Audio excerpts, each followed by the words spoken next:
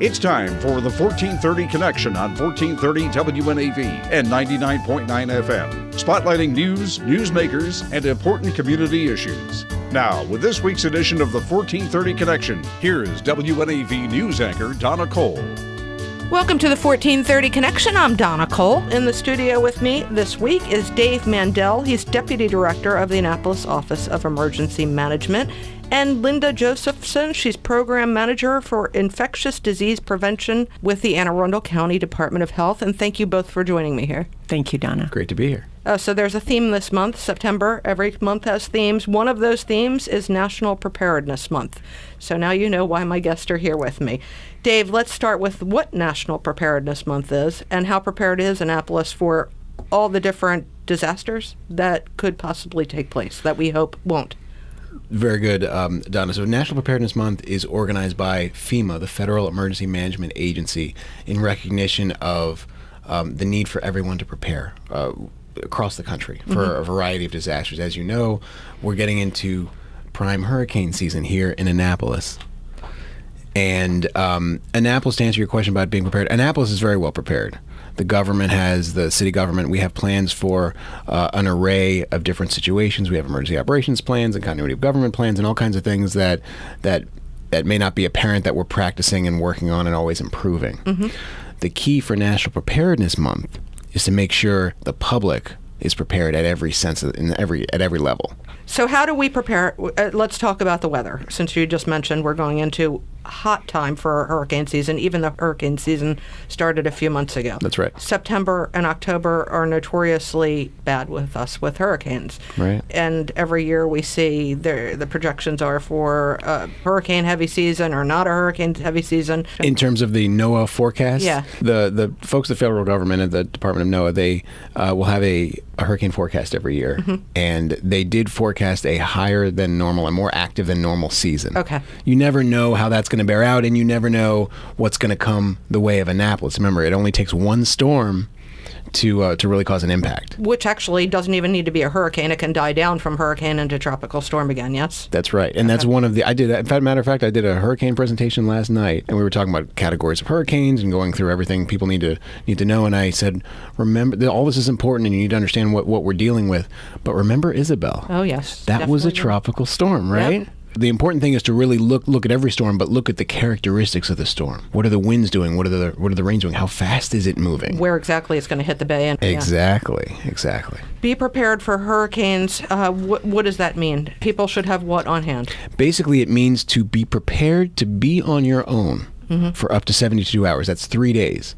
So the kinds of things that you can take preparations for yourself ahead of time, you should do it. So the example is, make sure you have 72 hours of water. Make sure you have 72 hours of food, non-perishable food. Make sure you have your medications. You know, how many of us will wait till we get to the end of our bottle of I need to call in a refill. Yeah, think ahead. Exactly. Plan for your pets. Plan for your family members, your neighbors, your loved ones that you watch out for and are responsible for. Okay, he just kind of went very quickly over this part. Pets. He said pets.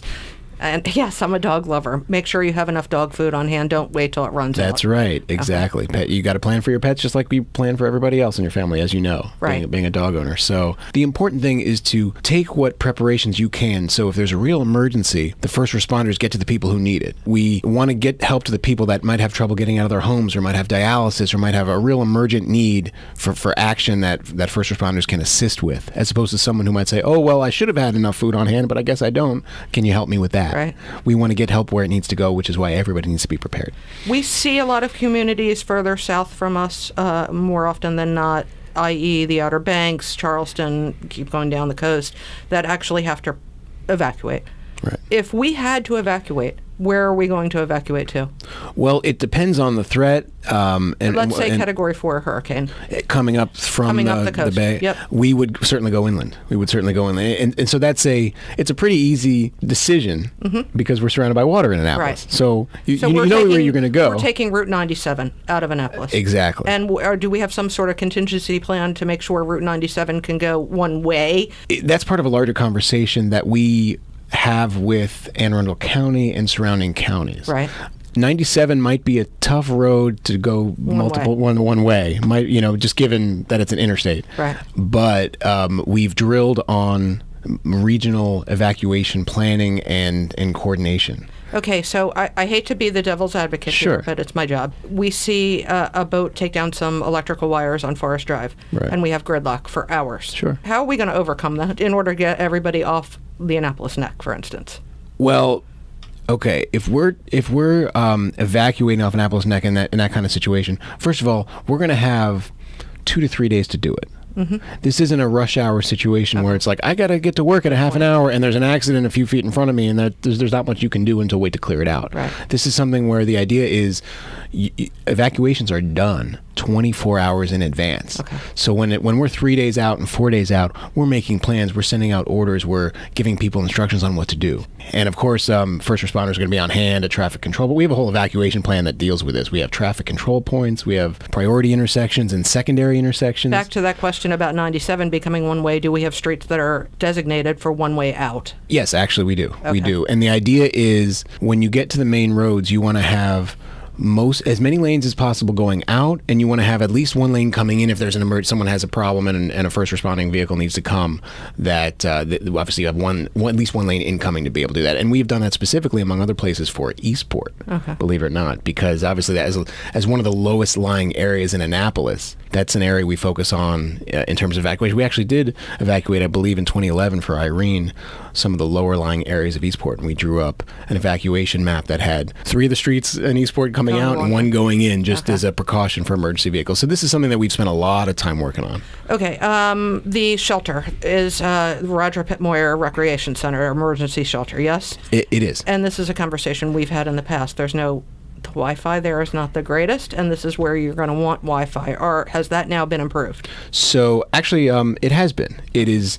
We have a ways to go. It's not. We want to do some more with the Wi-Fi, but I know they have put some additional routers there in the last year. Okay. So the Wi-Fi service is better than it used to be. And this is important because people need to communicate in an emergency. Exactly. All right, very good. We're going to take a short break. When we come back, more on how prepared you are and what the City of Annapolis is doing to make sure you know what you need to do. This is Donna Cole on the 1430 Connection. We will be right back.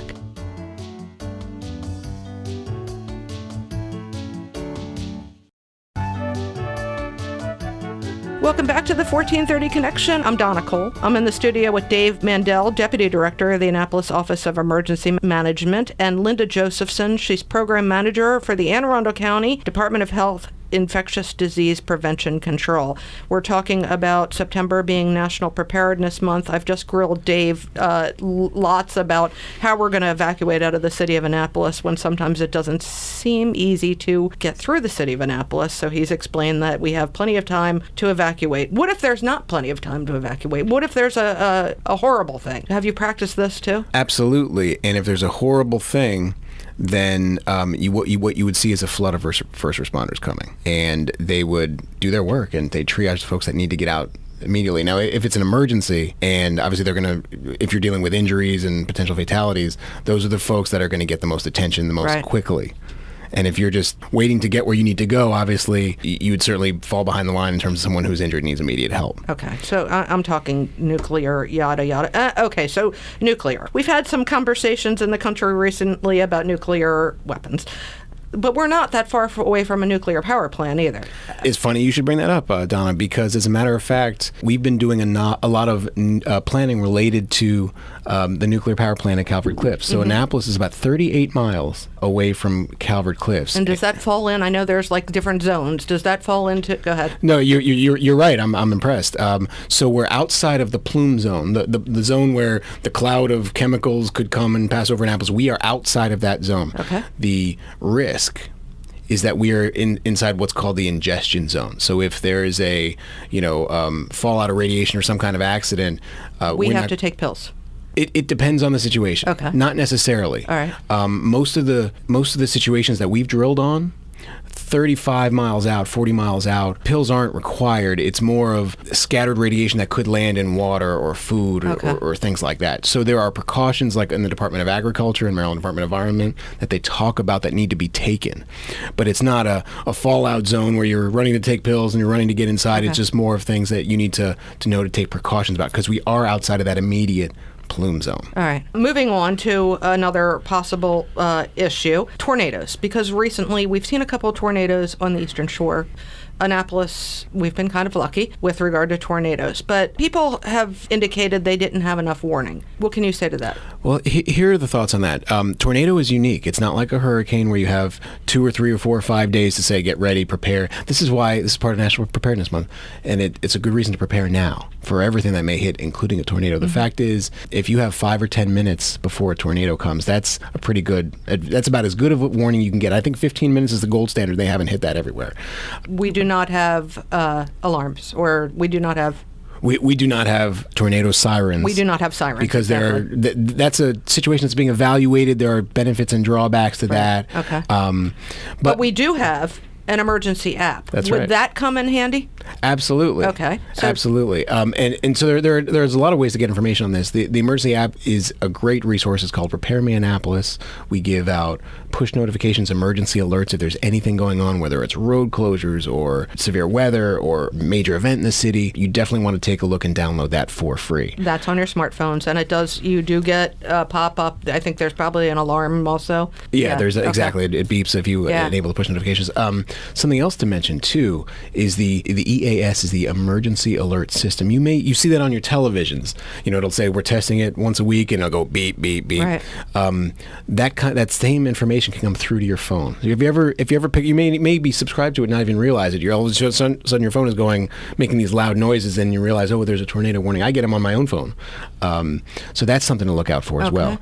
Now, what's important to recognize is you're not going to have a lot of specific notice before a tornado hits. However, everyone should recognize the kinds of weather that could give rise to tornadoes. Tornado watches are common, several hours before an event. Sometimes something hits and sometimes it doesn't. The fact is, this time of year, when you get into the hottest parts of the summer and you get these fast-moving, severe thunderstorms, it's a breeding ground. Sometimes it gives rise to tornadoes, sometimes it doesn't. It's hard to predict exactly when and where and how. But anytime you see a tornado watch or a severe thunderstorm watch or a severe thunderstorm warning, and you look outside and it's really humid and it's getting very hot and the thunderstorms are going to come and cool that down and cause some electrical thunderstorms to go. Maybe leave your TV on at night on low if you're going to sleep in this weather. What do you how do you? Well, that's not a bad idea because the emergency alert system will activate on your TV. But if it's on your phone, you won't need to do that. Okay. So just be aware of what could happen based on the weather conditions that are out there,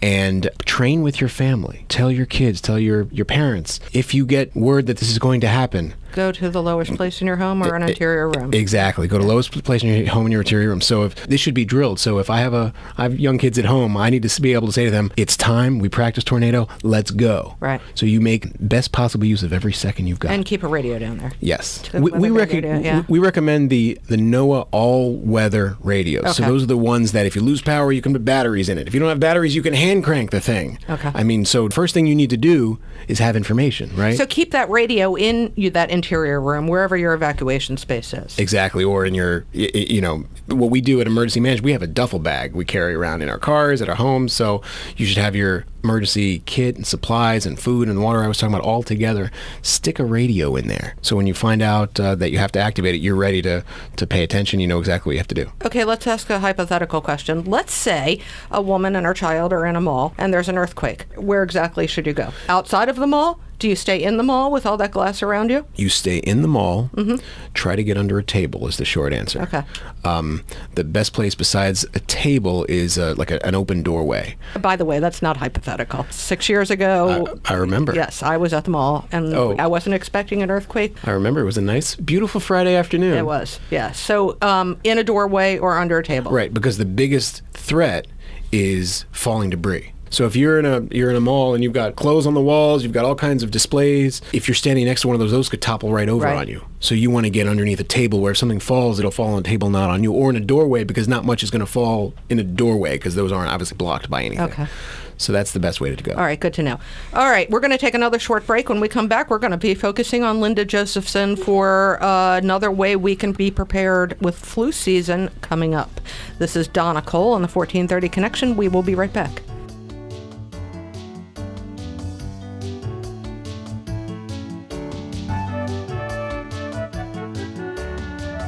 Welcome back to the 1430 Connection. I'm Donna Cole. In the studio with me today, Dave Mandell is the Deputy Director of the Annapolis Office of Emergency Management, and Linda Josephson, she's Program Manager for Infectious Disease Prevention Control with the Arundel County Department of Health. We're talking about September being National Preparedness Month. One of the ways we can be prepared against pandemics or epidemics, such as the flu, Linda will tell us, is to be vaccinated against it.